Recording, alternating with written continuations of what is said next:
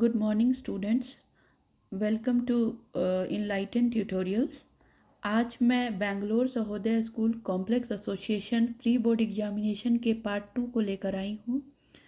Previous day हमने section A को solve कराया था। आज हम लोग इस वीडियो में साइंस सेट 1 का सेक्शन बी को सॉल्व करेंगे। ठीक है, तो सबसे पहले हम देखेंगे कि हमारा सेक्शन बी का क्वेश्चन नंबर 1 क्या है। ठीक है, तो क्वेश्चन हमारा है give reason for the following. Aluminium oxide is considered as an amphoteric oxide. ठीक है, तो एल्यूमिनियम ऑक्साइड को एम्फोटेरिक ऑक्साइड क्यों कहा गया है, ये हमारा क्वेश्चन नंबर 21 है सेक्शन बी का, जो कि short answer, very short answer type question है 2 मार्क्स के लिए। ठीक है, तो why aluminium oxide is called considered as an amphoteric oxide, पहले हम लोग इसको देखेंगे। तो सबसे पहले एम्फोटेरिक ऑक्साइड होता क्या है उसके बारे में जानेंगे। तो aluminium oxide is acts as an amphoteric oxides because it reacts with both acids as well as bases to form neutralization reaction। देखो एम्फोटेरिक ऑक्साइड्स वैसे ऑक्साइड्स होते हैं ना जो कि एसिडिक नेचर के भी होते हैं और बेसिक नेचर के भी होते हैं। ठीक है, मोस्टली जो मेटल ऑक्साइड्स है ना वो बेसिक नेचर के होते हैं, जैसे कि जितने भी मेटल ऑक्साइड्स है एल्यूमिनियम और जिंक को छोड़ के सारे मेटल ऑक्साइड्स बेसिक नेचर के होते हैं और non metallic oxides acidic nature के होते हैं। ठीक है, तो इस वीडियो में हमसे इस क्वेश्चन में हमसे पूछा गया है कि एल्यूमिनियम ऑक्साइड को एम्फोटेरिक ऑक्साइड क्यों कहा जाता है। तो एल्यूमिनियम ऑक्साइड और जिंक ऑक्साइड दो ऐसे मेटल ऑक्साइड्स हैं जो कि एसिड की तरह भी बिहेव करते हैं और बेस की तरह भी बिहेव करते हैं। ठीक है, अगर उनको एसिड में डालेंगे तो वो बेस की तरह बिहेव करेंगे और सॉल्ट और वाटर बनाएंगे, न्यूट्रलाइजेशन रिएक्शन परफॉर्म करेंगे। ठीक है, तो इसमें देखिए जैसे कि एल्यूमिनियम ऑक्साइड को जो मैं हाइड्रोक्लोरिक एसिड के साथ मिक्स करते हैं, हाइड्रोक्लोरिक एसिड का एक्वा सॉल्यूशन लेंगे और एल्यूमिनियम ऑक्साइड को उसमें डालेंगे तो हमें मिलेगा एल्यूमिनियम क्लोराइड और वाटर। ठीक है, तो यहाँ पे एल्यूमिनियम क्लोराइड और वाटर जो बना है ना ये एक न्यूट्रलाइजेशन रिएक्शन का प्रोडक्ट है और यहाँ पे एल्यूमिनियम ऑक्साइड बेस की तरह बिहेव करेगा क्योंकि HCl एक एसिड है। केस 2 अगर देखेंगे तो एल्यूमिनियम ऑक्साइड को अगर हम सोडियम हाइड्रोक्साइड में डालेंगे तो सोडियम हाइड्रोक्साइड हमारा एक बेस है। ठीक है, अगर हम एल्यूमिनियम ऑक्साइड को बेस में डालेंगे तो फिर से न्यूट्रलाइजेशन रिएक्शन होगा और सोडियम एल्यूमिनेट प्लस वाटर बनेगा। तो यहाँ पे जो एल्यूमिनियम ऑक्साइड है ना वो यहाँ पे बिहेव करेगा एक एसिड की तरह, because sodium hydroxide is a base here. First case में HCl was acid, so L2O3 was behaving like a base. Okay, so metal oxides basic in nature होते हैं, पर ये एल्यूमिनियम ऑक्साइड और जिंक ऑक्साइड दो ऐसे मेटल है जो कि एसिडिक और बेसिक दोनों प्रॉपर्टी को रखते हैं। ठीक है, नाउ क्वेश्चन नंबर हमारा 21 का बी है, tarnished copper vessels are cleaned with tamarind juice. Tarnished जो कॉपर वेसल है ना उसको हम लोग क्यों टैमरिंड जूस से क्लीन करते हैं, ये हमारा क्वेश्चन है। तो इसका आंसर हम देखेंगे। See, tarnished copper vessels are cleaned with tamarind juice।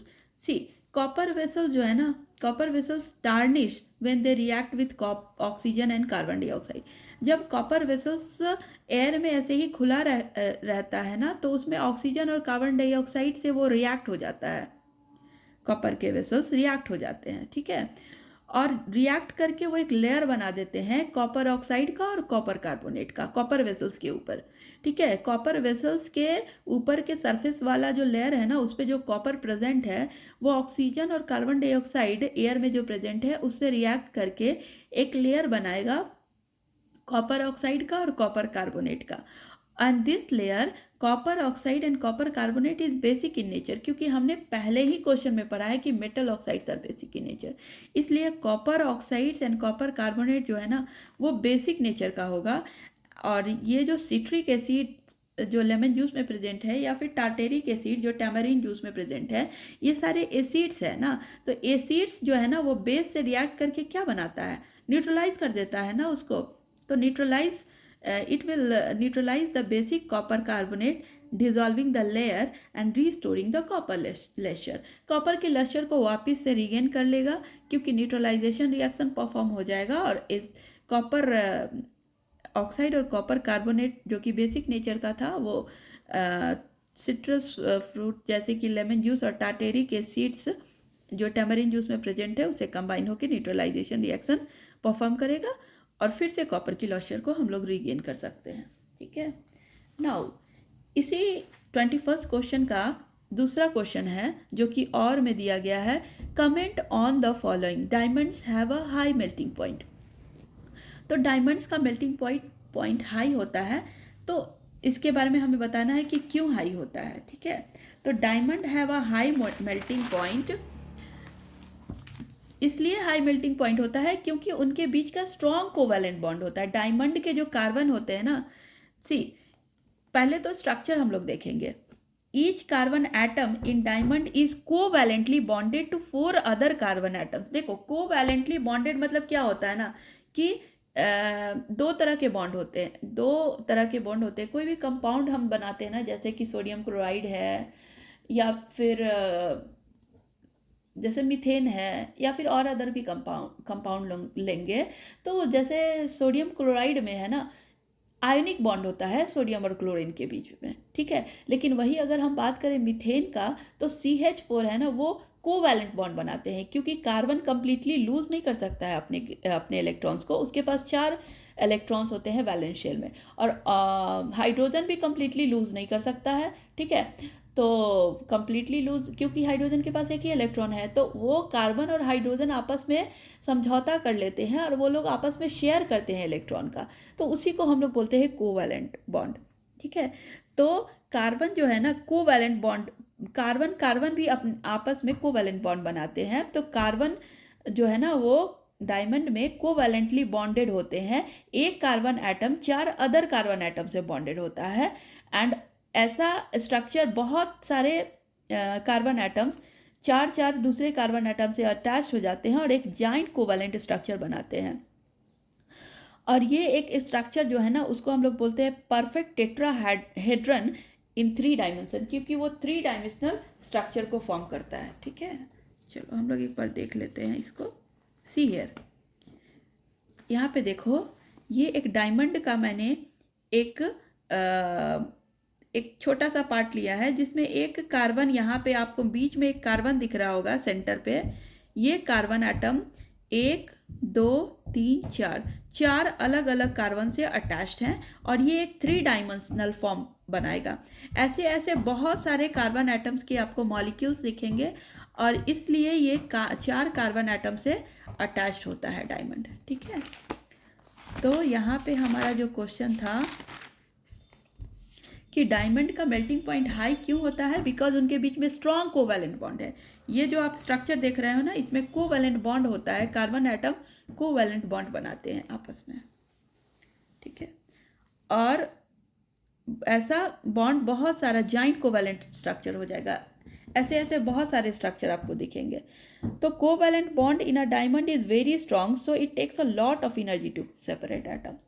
अगर हम इसको हीट करेंगे तो कार्बन के बॉन्ड को तोड़ने के लिए बहुत ज़्यादा एनर्जी लगेगा, और इसलिए बहुत ज़्यादा एनर्जी लगता है, इसलिए इनको सेपरेट करना एटम्स को बहुत मतलब हाई, बहुत ज़्यादा उसको टेम्परेचर देना पड़ता है।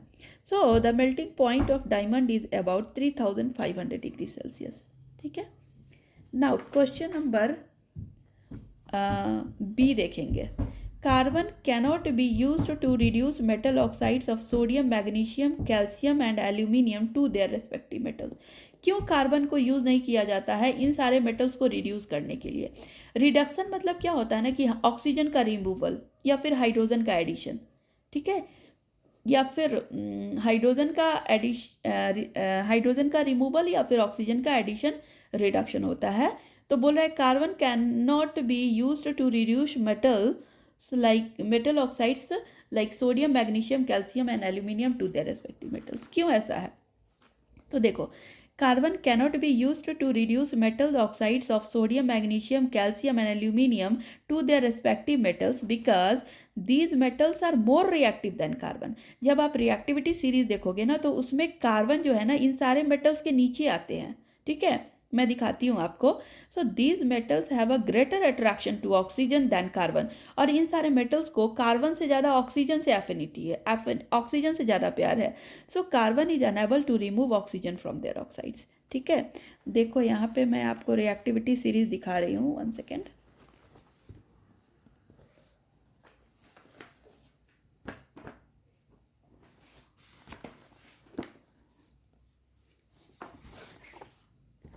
देखो कल के क्लास में भी हमने रिएक्टिविटी सीरीज को देखा था. रिएक्टिविटी सीरीज बहुत इंपॉर्टेंट है. आपके 1-2 मार्क्स के क्वेश्चन, 2-3 मार्क्स के क्वेश्चन यहाँ से बनेंगे ही. ठीक है, तो देखो यहाँ पे हमने पढ़ा था ना, कैटरीना ने कार मांगी एल्टो. ठीक है, एल्टो मतलब एल्यूमिनियम. एल्यूमिनियम के जस्ट बाद हमारा कार्बन आता है. तो आप यहाँ पे देखो carbon atom is less reactive than this 5 metals. ठीक है, potassium, sodium, calcium, magnesium, aluminium सब कार्बन से ऊपर आ रहे हैं. यानी all this metals are more reactive than carbon. अब आप इस मेटल के ऑक्साइड्स को लोगे ना तो ये मेटल ऑक्साइड्स जो है ना क्या कहेंगे कि these metal oxides metals are more reactive than carbon. So these metals have greater attraction to oxygen than carbon. Okay, so carbon is unable to remove oxygen from this oxides. इनके oxide से carbon oxygen को remove नहीं कर सकता है because this metals are more reactive than carbon. Got it. चलो next question देखेंगे हम लोग. Question number 22. क्वेश्चन आप देख लीजिए. Answer the questions based on the electric circuit shown below. All the four bulbs are identical. ये एक circuit दिया है. इसमें आप देखो बल्ब 1, बल्ब 2, बल्ब 3 और बल्ब 4, 4 बल्ब हैं और ये सारे बल्ब आइडेंटिकल हैं. ठीक है, मतलब इस सब का पावर सेम रहेगा, सेम वॉट के होंगे. ठीक है, और यहाँ पे पॉजिटिव और negative terminals of the battery है. यहाँ से करंट हमारा पॉजिटिव से नेगेटिव फ्लो होगा. ठीक है, यहाँ पे 2 वोल्ट मीटर लगाए गए हैं. ठीक है, V1 और V2. ठीक है, तो क्वेश्चन पूछ रहा है कि how does the voltage reading on voltmeter 1 compare with the voltage reading on voltmeter 2. तो वोल्ट मीटर 1 और वोल्ट मीटर 2 का जो वोल्टेज है ना उसको कंपेयर करने के लिए उन्होंने कहा है. तो सपोज मैं यहाँ पे 6 इस पॉजिटिव टर्मिनल पे 6 वोल्ट ले रही हूँ पोटेंशियल और इस नेगेटिव टर्मिनल पे 0 वोल्ट ले रही हूँ. ठीक है, आप यहाँ पे देखो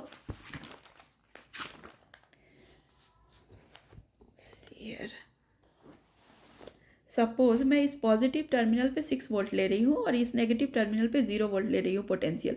तो हमारा जो पोटेंशियल है ना इस पॉइंट पे भी 6 वोल्ट होगा और इस पॉइंट पे भी 0 वोल्ट होगा. वैसे ही सेम हेयर इस पॉइंट पे भी 6 वोल्ट होगा, इस पॉइंट पे भी 0 वोल्ट होगा और यहाँ भी 6 वोल्ट होगा, यहाँ भी 0 वोल्ट होगा. क्योंकि ये सारे जो है ना पैरेलल कॉम्बिनेशन है. हमने पढ़ा है कि पैरेलल कॉम्बिनेशन में क्या होता है ना कि वोल्टेज सेम रहता है. ठीक है, पोटेंशियल सेम रहेगा अगर पैरेलल कॉम्बिनेशन होगा. करंट जो है ना वो चेंज होगा क्योंकि देखो यहाँ पर से करंट इक्वल जा रहा था क्योंकि ये सीरीज में यहाँ तक इक्वल जा रहा था. पर यहाँ पर ये बल्ब है, सपोज मैं यहाँ इस बल्ब की जगह फ़ैन लगा दूँ, इस यहाँ पे बल्ब रहने दूँ, तो क्या बल्ब इन दोनों को सेम अमाउंट ऑफ करंट चाहिए? नहीं, हमें फ़ैन को ज़्यादा करंट चाहिए, बल्ब को कम करंट चाहिए. इसलिए करंट जो है ना वो वैरी करेगा पैरेलल कॉम्बिनेशन में. वहीं अगर मैं सीरीज की बात करूँ तो सीरीज में same amount of current flow होता है पर वोल्टेज जो है ना वो डिफर करता है. पोटेंशियल डिफरेंस हमारा सीरीज में अलग होगा पर करंट सेम होगा सीरीज में. लेकिन जब मैं पैरेलल कॉम्बिनेशन की बात करूँगी ना तो पैरेलल कॉम्बिनेशन में हमारा सेम वोल्टेज रहेगा पर करंट चेंज हो जाएगा. तो यहाँ पर हमारा V1 और V2 जो है ना उसमें सेम ही करंट फ्लो होगा. So the voltage reading on voltmeter 1 and voltmeter 2 are at equal potential difference. ठीक है, वहीं अगर मैं क्वेश्चन नंबर इसके सेकंड क्वेश्चन की बात करूँ तो लिखा है क्या यहाँ पर देखिए आप कि आइडेंटिफाई द बल्ब और bulbs through which the current equal to the reading on ammeter flows. तो आपको ऐसे 2 बल्ब लेना है जिसमें कि उतने अमाउंट ऑफ करंट फ्लो होगा जो कि आर्म मीटर में फ्लो हो रहा है. यहाँ पे एक आर्म मीटर लगा है और सपोज इससे 20 एम्पियर का करंट फ्लो हो रहा है. तो आपको दो ऐसे बल्ब लगाने हैं जहाँ पे सेम अमाउंट का करंट फ्लो होगा। तो अगर आप इस फिगर को अच्छे से देखेंगे ना, तो ये जो बल्ब है ना, बल्ब 3 एंड बल्ब 4, उसको अगर मैं ऐसे करके ड्रॉ कर सकती हूँ, ये दोनों सीरीज कॉम्बिनेशन में होगा, क्योंकि जब आप इसको ओपन करोगे ना तो ये सीरीज कॉम्बिनेशन में होगा। और हमने पढ़ा है कि सीरीज कॉम्बिनेशन में इक्वल करंट फ्लो होता है। सो आम मीटर में जो करंट फ्लो हो रहा है ना, वो बल्ब 3 और बल्ब 4 में इक्वल करंट फ्लो होगा। सो हमारा सेकंड का आंसर होगा bulb 3 and bulb 4 are in series, so through each bulb equal current as to the reading on the ammeter flows. ठीक है, चलो क्वेश्चन नंबर 23 देखेंगे। Study the diagram given and answer the questions that follow. ये एक picture दिया है उन्होंने और पूछा है कि इस पिक्चर के बारे में आपको लेबलिंग करना है। सबसे पहले तो उन्होंने बताया कि name the part labelled as 2 and 3। आपको 2, 3 और ये 1 जो है ना, उसका आपको लेबल करना है कि वो कौन सा पार्ट है। तो यहाँ पे देखिए, ये पिक्चर को मैंने यहाँ पे ड्रॉ किया है। सी हियर, देखो ये हमारा जो स्ट्रक्चर है ना, एक नेफ्रॉन का स्ट्रक्चर है। नेफ्रॉन जो है ना, वो क्या है, structural and functional unit of kidney. एक किडनी जो आप देखते हो ना, उस किडनी में ऐसे ऐसे मिलियंस ऑफ स्ट्रक्चर हैं, और ये स्ट्रक्चर अभी कंप्लीट नहीं है। यहाँ पर से पीसीटी आएगा, यहाँ पे लूप ऑफ हनले, फिर डीसीटी और फिर यहाँ पे कलेक्टिंग डक्ट आएगा। तो ऐसे ऐसे मिलियंस ऑफ स्ट्रक्चर प्रेजेंट है एक नेफ्रॉन में। तो ये जो स्ट्रक्चर है ना, इसके बारे में इन्होंने कहा है। तो सबसे पहले ये जो फर्स्ट पार्ट है ना, यहाँ इसको हम लोग बोलते हैं एफरेंट आर्टेरियोल। ठीक है, देखो सबसे पहले आर्टेरियोल बच्चों को समझ ही नहीं आता है क्या होता है आर्टेरियोल। तो सबसे पहले देखो, हमारा जो हार्ट है ना, हार्ट में जो वेन, जो ब्लड वेसल्स जाता है ना, उसको हम लोग बोलते हैं वेना कावा। ठीक है, और हार्ट से जो बाहर आता है ब्लड वेसल, उसको बोलते हैं एओर्टा। तो एओर्टा जो है ना, सबसे थिक ब्लड वेसल है। तो एओर्टा जो है ना, वो फर्दर डिवाइड हो जाएगा आर्टरी में।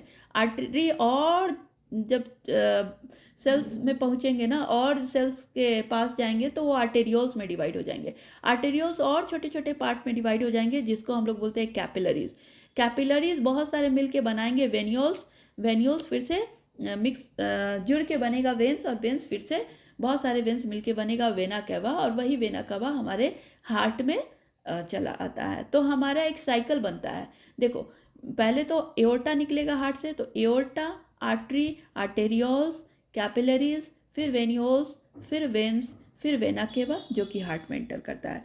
तो ये जो पार्ट है ना, ये आर्टेरियोल्स है, मतलब आर्टरी का ही पतला सा ब्लड वेसल है, जिसको हम लोग आर्टेरियोल्स बोलते हैं। ठीक है, ये आर्टेरियोल्स जो है ना, ये आर्टेरियोल्स फर्दर डिवाइड हो जाएगा छोटे छोटे छोटे छोटे कैपिलरीज में, और इस कैपिलरीज के गुच्छे को हम लोग बोलते हैं glomerulus. So glomerulus is nothing but the blood capillaries. ठीक है, इसको हम लोग बोलते हैं ग्लोमेरुलस। और ये जो कटोरी नुमा स्ट्रक्चर है ना, आपको दिख रहा है, वो उसको बोलते हैं बोमेंस कैप्सूल। तो लेवल आप समझ गए, नेम द पार्ट लेवल as 1, 2 and 3। 1 is afferent arterioles, this is Bowman's, this is glomerulus, second is glomerulus, and third one is Bowman's capsule. ठीक है, अब इन्होंने कहा है कि draw a flow chart to trace the path of urine formation till the urination. Urination तक urine का formation कैसे होता है, उसको आप लोग एक फ्लो चार्ट के द्वारा समझाइए, या फिर उसको आप एक स्टेटमेंट के द्वारा समझाइए। तो देखो, सबसे पहले तो यूरिन फॉर्मेशन 2 पार्ट में होता है। Urine formation occurs in 2 parts. Okay, सबसे पहले होता है अल्ट्रा फिल्ट्रेशन, फिर होता है रीअब्जॉर्प्शन।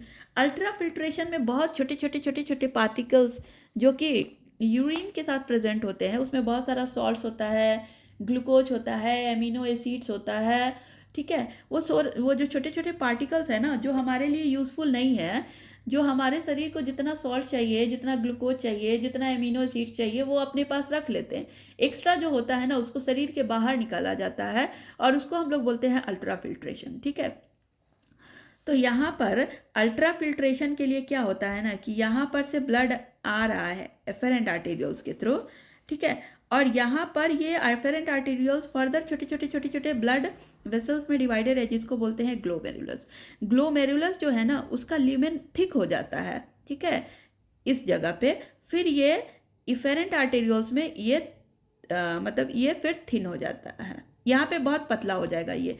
इसलिए पतला हो जाएगा ना कि the process occurs in 2 and 3 as shown in the ultrafiltration. See, in the glomerulus the blood flows under high pressure. इतना प्रेशर के साथ ग्लोमेरुलस में ब्लड को फ्लो कराया जाता है ना, ताकि अगर बहुत प्रेशर से फ्लो कराएंगे ना तो जो भी अनयूजफुल सब्सटेंस है जैसे कि sodium, salts, extra glucose, amino acids, Na+, जो भी एक्स्ट्रा मिनरल्स है जो हमें नहीं चाहिए उसको हम लोग बाहर निकालना है। तो बाहर कैसे निकालेंगे? जब हम प्रेशर देंगे, मतलब जब ल्यूमेन बहुत पतला होगा ना तो ये प्रेशर से बाहर निकल जाएगा। प्लस प्रेशर से वो इस ग्लोमेरुलस से बोमेंस कैप्सूल में आ जाएगा। ठीक है, तो in the glomerulus the blood flows under high pressure because of the narrow lumen. Lumen बहुत पतला होता है, ये जो कैपिलरीज देख रहे हो ना इसका ल्यूमेन बहुत पतला होता है। ठीक है, narrow lumen of the capillary network of the glomerulus. This forces most of the components both waste and usable material. देखो वेस्ट मटेरियल तो गया ही, कभी कभी जो एक्स्ट्रा ग्लूकोज नहीं, कुछ ग्लूकोज हमें चाहिए, कुछ सॉल्ट्स हमें चाहिए, कुछ एक्स्ट्रा वाटर, ये सब भी जो यूज़फुल है वो सब भी चीज़ बाहर निकल जाता है। तो वेस्ट के साथ साथ क्या होता है ना कि both waste as well as usable materials of the blood out of the capillary, capillary से बाहर निकल जाएगा ब्लड से। ठीक है, this process of filtration of blood under high pressure in the Bowman's capsule is known as ultrafiltration. तो इसी को अल्ट्राफिल्ट्रेशन बोलते हैं। बोमेंस कैप्सूल्स में हाई प्रेशर में जाना इस ग्लोमेरुलस से, इसी को हम लोग बोलते हैं अल्ट्राफिल्ट्रेशन। ठीक है, अब अल्ट्राफिल्ट्रेशन तो हो गया, यूजफुल सब्सटेंस भी चला गया अल्ट्राफिल्ट्रेशन में, जो यूजलेस था वो भी गया, यूजफुल भी गया। पर अब जो यूजफुल गया है उसको हम चाहेंगे ना कि वापस से हम रीगेन कर ले, तो इसके लिए आता है second step, that is reabsorption. Reabsorption is the crucial process in the kidney. Kidney में क्रूशियल प्रोसेस है रीअब्जॉर्प्शन। अगर रीअब्जॉर्प्शन नहीं होगा तो सारे हमारे यूजफुल सब्सटेंस भी चले जाएंगे। ठीक है, that ensures the body retains essential substance. हमारे बॉडी को एसेंशियल सब्सटेंस चाहिए और ये एसेंशियल सब्सटेंस रीअब्जॉर्प्शन के थ्रू हमें मिलेगा। While eliminating waste product the majority of reabsorption occurs in proximal convoluted tubule, loop of Henle and DCT। देखो ये जो स्ट्रक्चर है ना, यहाँ पर ऐसे करके स्ट्रक्चर बनता है, फिर ये ऐसे जाएगा और फिर यहाँ पे ये कलेक्टिंग डक्ट में कंबाइन हो जाएगा। ठीक है, तो ये जो स्ट्रक्चर है ना, यहाँ पे ये कलेक्टिंग डक्ट है। तो यहाँ पे ये हमारा क्या है, PCT है, जो पास में रहता है ना नेफ्रॉन के, उसको हम लोग बोलते हैं PCT। ये जो लूप जैसा दिख रहा है, ऐसे आपको लूप दिख रहा है, इसको हम लोग बोलते हैं लूप ऑफ हेनले। यहाँ पर ये DCT है, मतलब डिजिटल कन्वोल्यूटेड ट्यूब्यूल। जो दूर रहेगा इसको हम लोग बोलते हैं DCT। ठीक है, और यहाँ पे बहुत सारे नेफ्रॉन्स से ऐसे ऐसे DCT आके जुड़ेंगे, इसलिए यहाँ पे हम लोग बोलते हैं इसको कलेक्टिंग डक्ट। ठीक है, तो ये आंसर आप समझ गए। Now question number 24. An aldehyde as well as ketone can be represented by the same molecular formula, say C3H6O. Write their structure and IUPAC name. ठीक है, IUPAC नेम और स्ट्रक्चर लिखना है और आपको मॉलिक्यूलर फॉर्मूला दिया है C3H6O। ठीक है, तो आप सबसे पहले देखो कि एल्डिहाइड जो है ना उसका स्ट्रक्चर कैसे होता है। यहाँ पे एक कार्बन है, जो कार्बन से एक अल्काइल ग्रुप जुड़ा रहता है और एक तरफ ही ये अल्काइल ग्रुप जुड़ा रहेगा इस कार्बन से, और कार्बन 2 बॉन्ड बनाएगा ऑक्सीजन से और एक हाइड्रोजन से। तो एल्डिहाइड का CHO होता है। ठीक है, CHO, और कीटोन में हमारा C डबल बॉन्ड O होगा। ठीक है, तो यहाँ पर 2 एल्काइल ग्रुप जुड़ा रहेगा कार्बोनिल ग्रुप से और कार्बन ग्रुप से दोनों तरफ। तो मतलब ये कार्बन मिडल में होगा, जो कार्बोनिल ग्रुप है ना कीटोन का वो मिडिल में होगा। यहाँ पर जो कार्बोनिल ग्रुप है एल्डिहाइड का वो लास्ट में होगा, इसलिए हम लोग इसको टर्मिनेटिंग भी बोलते हैं। टर्मिनेटिंग एंड पे प्रेजेंट होता है, ये मिडिल में प्रेजेंट होता है। ठीक है, तो यहाँ पर देखिए इसका मॉलिक्यूलर फॉर्मूला हमें दे रखा है कि C3H6O। ठीक है, अगेन C3H6O, ये 2 मॉलिक्यूलर फार्मूला से हमें 2 अलग अलग कंपाउंड बनाना है, जैसे कि एल्डिहाइड और कीटोन। ठीक है, एल्डिहाइड एंड कीटोन हमें 2 अलग अलग कंपाउंड बनाना है। तो आप देखो हमें पता है कि एल्डिहाइड में CHO ग्रुप जुड़ा होता है, लेकिन वो लास्ट में। तो देखो हमने 3 कार्बन लेना है, तो यहाँ पे 3 कार्बन लेंगे। फिर ये लास्ट कार्बन है तो 2 बॉन्ड से वो ऑक्सीजन से जुड़ा होगा, 1 बॉन्ड से हाइड्रोजन से। तो इसका मॉलिक्यूलर फार्मूला, इसका स्ट्रक्चर फार्मूला हम लोग CH3 CH2 C double bond O CH लिख सकते हैं।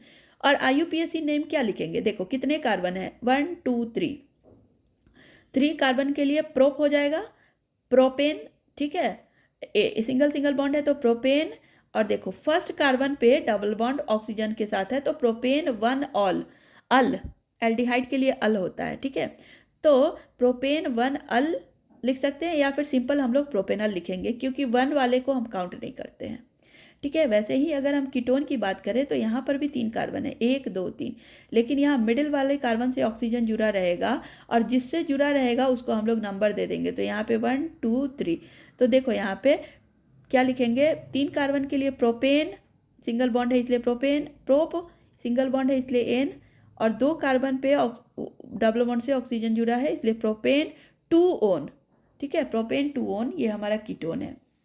तो व्हाट, अब हम लोग एक आइसोमर एक टर्म है उसको देखेंगे, compounds having same molecular formula but different structural formula are called isomers. देखो ये एल्डिहाइड और कीटोन आपस में आइसोमर्स है, क्यों, क्योंकि इनका मॉलिक्यूलर फॉर्मूला देखो सेम है, C3H6O दोनों में सेम है, बट स्ट्रक्चरल फॉर्मूला डिफरेंट है, इसलिए हम लोग इसको क्या कहेंगे, हम लोग इसको कहेंगे आइसोमर्स, ठीक है। Now question number 25 question number देखो, एक सेकेंड,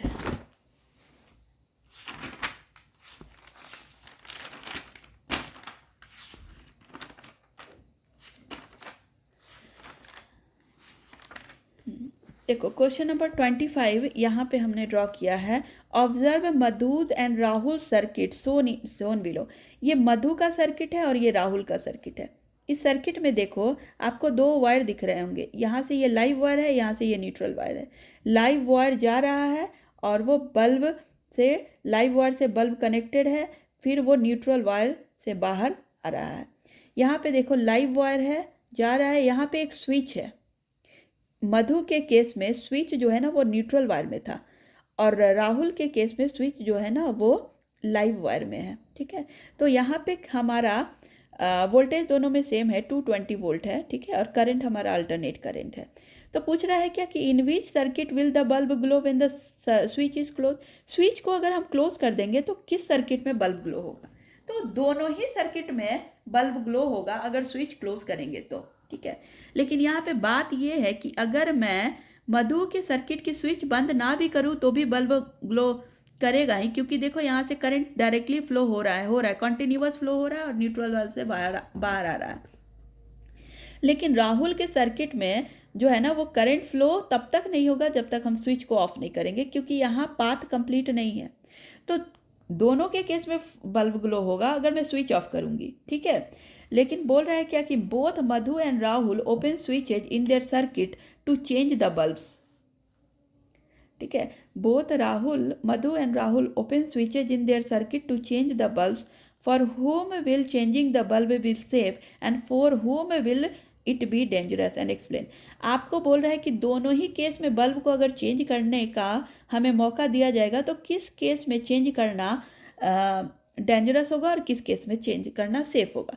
तो सी राहुल के केस में अगर आप स्विच ऑफ कर दोगे तो यहाँ पे करंट के फ्लो का पाथ रुक जाएगा, करंट फ्लो नहीं होगा और आसानी से आप बल्ब को चेंज कर सकते हो। लेकिन जब आप मधु के केस को देखोगे ना तो यहाँ पे आप स्विच इधर अगर ऑफ कर रहे हो तो कोई फ़ायदा नहीं है स्विच ऑफ करने का, क्योंकि करंट तो हमारा यहाँ पे फ्लो हो ही रहा है। अगर बल्ब में करंट जा ही रहा है, अगर सपोज वायर जो है ना वहाँ पे कहीं से उसका ऊपर का जो कवरिंग है वो हट गया है, अगर आप बल्ब को रिमूव कर रहे हो तो रिमूव करते वक्त आपको अगर करंट फ्लो होता रहेगा तो आपको शॉक लगने की चांस है, क्योंकि यहाँ से आपका जो उसकी कवरिंग है वायर की वो हट चुकी होगी। तो सेफ बल्ब को चेंज करना राहुल के सर्किट में है, क्योंकि राहुल के सर्किट में लाइव वायर में हमारा स्विच लगा है, ठीक है। स्विच हो या फिर MCB हो, सबको लाइव वायर में ही मोस्टली कनेक्ट किया जाता है। न्यूट्रल वायर में कौन कनेक्ट करेगा, न्यूट्रल वायर में आप कनेक्ट कर भी दोगे तो भी करंट तो फ्लो होता ही रहेगा, ठीक है। सो यही हमारा आंसर था कि for Rahul circuit changing the bulb will be safe as it is safer to keep a switch in the live wire not in the neutral wire, ठीक है। When the bulb is in the live wire turning it off disconnects the appliance from the high voltage live wire. If the switch is in the neutral wire, the appliance remains connected to the live wire even when the switch is off. This could cause an electric shock if someone accidentally touches the wire. ठीक है? So no current flows in the neutral wire, so the device cannot be switched off if the switch is in the neutral wire. Neutral wire में अगर आप switch लगा भी दोगे तो भी लाइव वायर से तो करंट फ्लो हो ही रहा था, तो कोई फायदा नहीं होगा आपको. ठीक है, चलो नेक्स्ट क्वेश्चन है question number 26. On entering a medium from air, the speed of light becomes half of its speed in air. Find the refractive index of that medium with respect to air. ठीक है, ये हमारा question number 26 का ए part है. तो देखो यहाँ पर है, सबसे पहले तो हम लोग देखेंगे कि the refractive index of medium is the ratio of the speed of light in vacuum to the speed of light in the medium. अगर आप किसी भी मीडियम का रिफ्रैक्टिव इंडेक्स कैलकुलेट कर रहे हो ना, तो उस मीडियम का रिफ्रैक्टिव इंडेक्स जो है ना, उसको आपको कैलकुलेट करने के लिए आपको speed of light in vacuum by speed of light in that medium पता होना चाहिए. ठीक है, सपोज आप रिफ्रैक्टिव इंडेक्स ऑफ ग्लास को पता कर रहे हो, तो आपको speed of light in air by speed of light in glass पता होना चाहिए, तो आप रिफ्रैक्टिव इंडेक्स को कैलकुलेट करोगे. तो the refractive index of a medium is the ratio of the speed of light in vacuum to the speed of light in the medium. If the speed of light in the medium is half of its speed of light in air, then the refractive index is 2. देखो, अगर मान लो कि light air में speed अगर x metre है और वहीं पे अगर वो ग्लास में गया तो उसकी स्पीड हो गई x/2 मीटर पर सेकेंड, तो रिफ्रैक्टिव इंडेक्स ऑफ ग्लास क्या हो जाएगा, x/2, that is 2. Refractive index का कोई भी यूनिट नहीं होता है. ठीक है, there are no unit to find out the refractive index. Calculate कैसे करेंगे, यहाँ पे मैंने बताया कि if the speed of light in air is x metre पर second, then the speed of light in medium is x/2. So refractive index जो है ना उस मीडियम का क्या हो जाएगा, refractive index of that medium, इसको हम लोग इस सिंबल से डिनोट करते हैं, equals to v1/v2, where v1 is the speed of light in air by v2 is the speed of light in that medium. So x/2 metre पर second, ये दोनों कट जाएगा और हमारा आंसर आ जाएगा 2. ठीक है, नाउ सेकेंड इसका बी जो है ना पार्ट, वो देखो. देखो,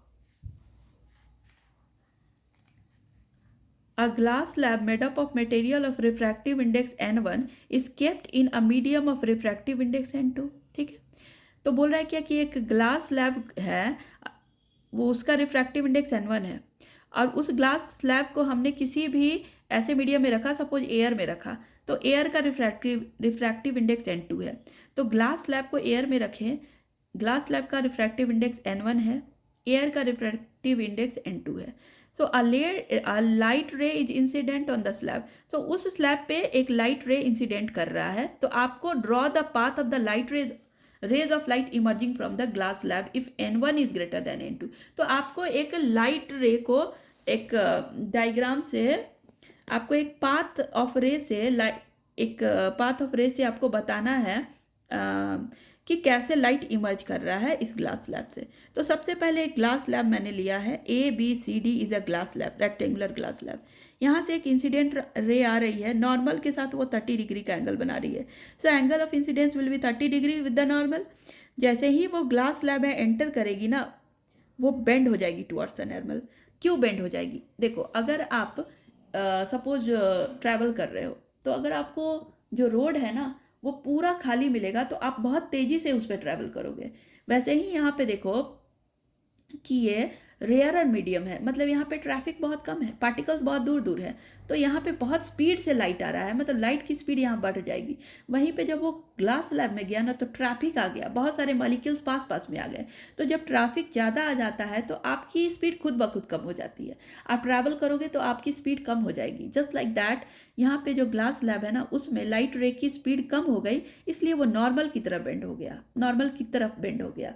ठीक है, अब ये नॉर्मल की तरफ बेंड हुआ है, तो यहाँ पे I इंसिडेंट रे था और R1 जो है ना वो हमारा रिफ्रैक्टेड रे था. ठीक है, रिफ्रैक्टेड रे, और यहाँ पर ये रिफ्रैक्टेड रे अगेन जो ग्लास स्लैब है उसके दूसरे एंड पे वो टकराएगा नॉर्मल के साथ. जिस पॉइंट पे वो स्ट्राइक करेगा नॉर्मल के साथ, वहाँ पे एक एंगल बनेगा जिसको हम लोग बोलते हैं R2.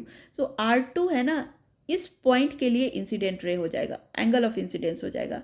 मतलब ये जो रिफ्रैक्टेड रे है ना हमारा, ये हमारा इस पॉइंट के लिए फिर से एक इंसिडेंट रे है हो जाएगा। और ये incident ray since it goes from denser medium to rarer medium, so it will again bend away from the normal, क्योंकि यहाँ ट्रैफिक कम है तो ये बहुत तेज़ी से बाहर जाएगा, तो वो नॉर्मल से दूर चला जाएगा। ठीक है, तो ये जो बाहर रे निकला है ना ग्लास स्लैब के बाहर, उसको हम लोग बोलते हैं इमरजेंट रे, और जो अंदर आया है ग्लास स्लैब के रे उसको बोलते हैं इंसिडेंट रे। सो इमरजेंट रे नॉर्मल के साथ जो एंगल बनाएगा वो 30 डिग्री है, और इंसिडेंट रे भी यहाँ पे नॉर्मल के साथ 30 डिग्री का एंगल बनाता है। मतलब angle of incidence is always equal to the angle of emergent in case of a glass slab. ठीक है, और यहाँ पे देखो इमरजेंट रे को जब आप एक्सटेंड कर दोगे और इंसिडेंट रे को एक्सटेंड कर दोगे ना, तो दोनों पैरेलल रेज बनाएगा, और इसके बीच का जो डिस्टेंस है उसको हम लोग बोलते हैं लैटरल डिस्प्लेसमेंट।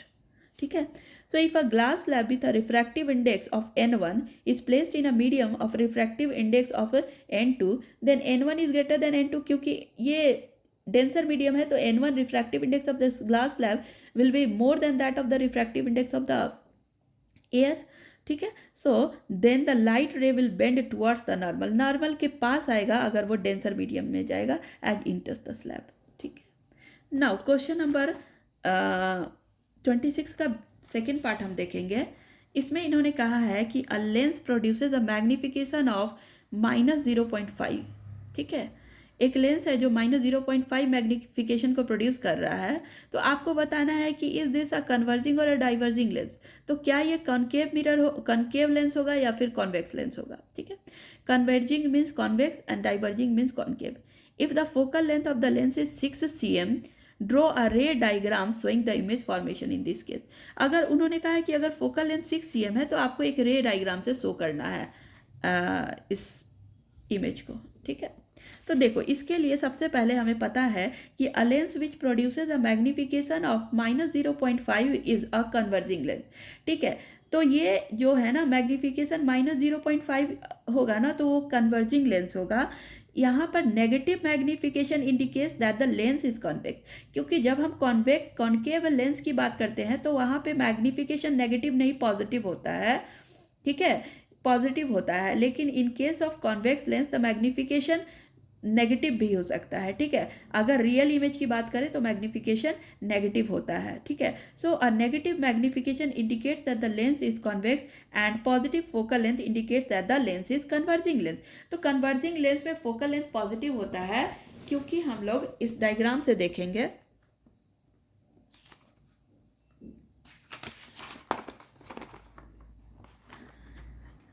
साइन कन्वेंशन में आपने पढ़ा होगा कि जो हमारा फोकल लेंथ है ना इस तरफ पॉजिटिव होता है, क्योंकि ये एक्स एक्सिस पे है ना, तो एक्स एक्सिस पे पॉजिटिव होगा, और यहाँ एक्स डैश है, इधर इस तरफ एक्स डैश है, तो यहाँ पे नेगेटिव होगा। ठीक है, यहाँ पे नेगेटिव होगा, लेंस के लेफ्ट साइड में नेगेटिव और लेंस के राइट साइड में पॉजिटिव होगा।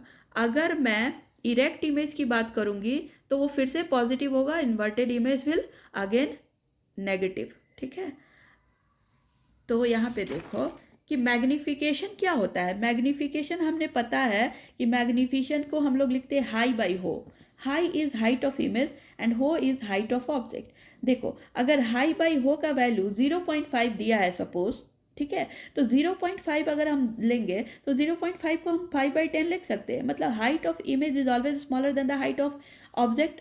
अगर 0.5 है तो 0.5 के लिए हाइट ऑफ इमेज छोटा होगा हाइट ऑफ ऑब्जेक्ट के लिए। अब देखो uh magnification of -0.5 means that the image formed is real and inverted and diminish. देखो माइनस साइन हमें क्या बताता है, माइनस साइन हमें बताता है कि ऑब्जेक्ट इन्वर्टेड है, क्योंकि आप देखो अगर इरेक्ट होता तो पॉजिटिव होता, मतलब वाई एक्सिस की बात करते हैं हम, लेकिन यहाँ पे इन्वर्टेड है, मतलब हम लोग वाई डैश एक्सिस की बात कर रहे हैं। तो वाई डैश एक्सिस मतलब क्या कि ऑब्जेक्ट हमारा क्या है, इन्वर्टेड है, मतलब नेगेटिव होगा मैग्निफिकेशन। ठीक है, मतलब हाई बाई हो का वैल्यू माइनस आएगा। सो इमेज इज रियल होगा, इन्वर्टेड होगा और डिमिनिश्ड होगा। ठीक है, तो ऑब्जेक्ट हमारा इमेज हमारा कैसा बनेगा, रियल बनेगा, डिमिनिश्ड बनेगा, ऑब्जेक्ट से छोटे साइज का बनेगा और इन्वर्टेड बनेगा। ठीक है, इन दिस केस। सो ये हमारा फिर से क्वेश्चन पेपर सेट 1 का सेकेंड पार्ट था, जिसमें हम लोग सेक्शन बी को एक्सप्लेन किए हैं। नेक्स्ट वीडियो में हम सेक्शन सी को एक्सप्लेन करेंगे। तब तक आप इस चैनल से जुड़े रहिए। और अगर आपको कुछ क्वेरी है या फिर अगर आपको कुछ नया चाहिए, कुछ क्वेरी है किसी चीज़, अगर आपको कोई प्रॉब्लम है इसी टॉपिक से रिलेटेड, तो आप मुझे कमेंट सेक्शन में कमेंट कर सकते हैं। अगर आपको कोई नई वीडियो चाहिए किसी टॉपिक पे, तो भी आप हमें कमेंट कर सकते हैं। ठीक है, तब तक के लिए आप वीडियो पे बने रहिए। Thank you so much.